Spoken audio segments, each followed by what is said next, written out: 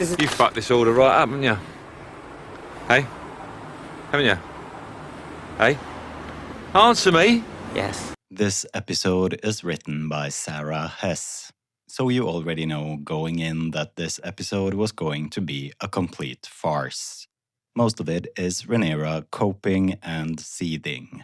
You are coping and seething. This week, the show decided to focus on Rhaenyra trying to actually rule.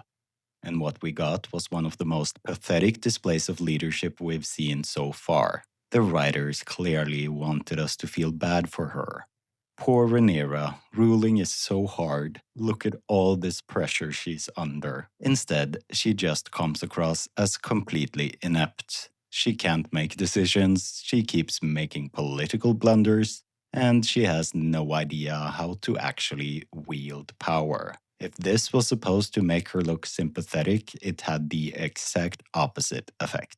It honestly feels like they're ripping off the West Wing, all the walk-in talks, the constant moral agonizing over decisions, the hand-wringing about doing the right thing. It's laughable. This isn't how power works in Westeros.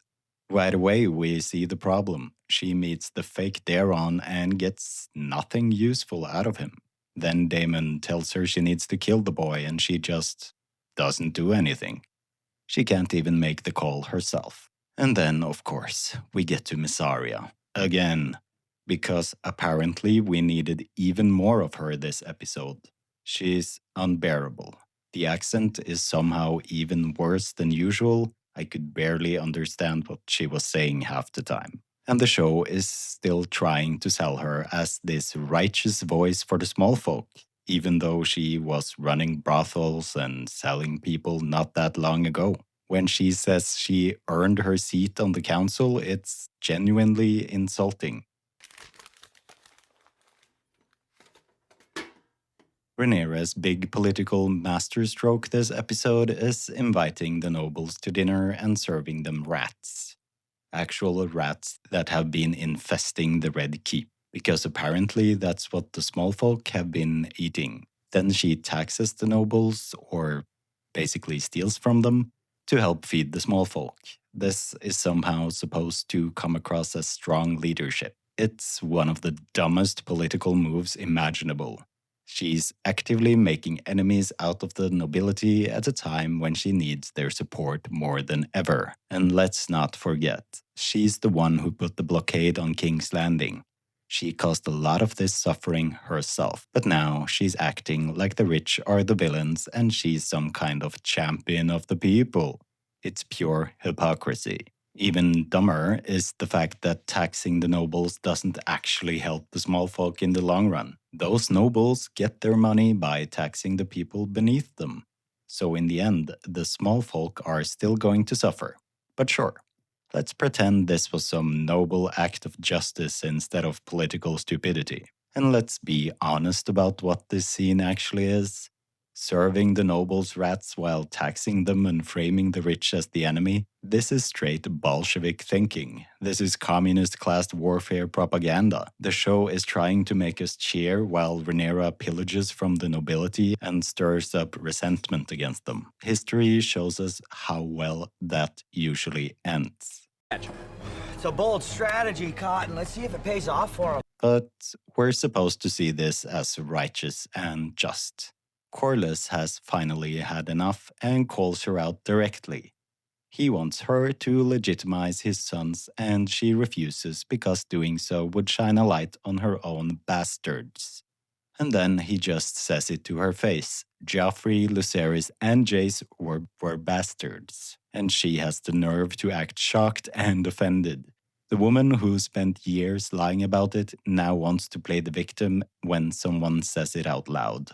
Rules for thee, not for me. Alicent continues to be completely broken as a character. She gives Rhaenyra some decent advice about ruling and then goes right back to being her puppet. She barely reacts when Rhaenyra says she's sending Daeron to the wall, and when it turns out the boy isn't even her real son, she barely reacts. Olivia Cook deserves an apology from these writers. They've turned her into a shell of what she was in Season 1. It genuinely feels like they're punishing the character for ever supporting the patriarchy.